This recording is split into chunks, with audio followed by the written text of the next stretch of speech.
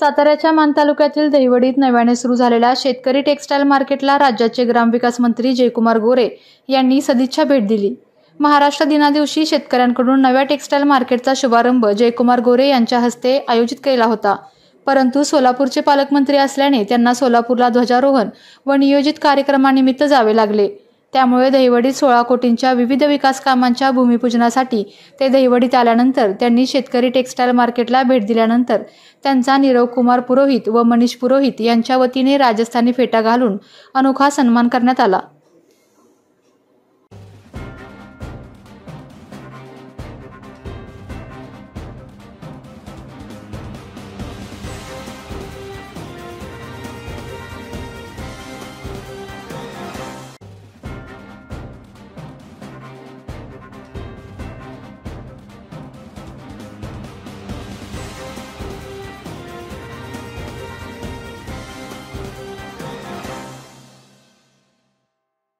आपल्या तालुक्यातील जिल्ह्यातील बातम्या सर्वप्रथम पाहण्यासाठी आजच सातारा न्यूजला YouTube चॅनलवर सबस्क्राइब करा, लाईक करा, शेअर करा आणि बेल आयकॉन प्रेस करायला विसरू नका।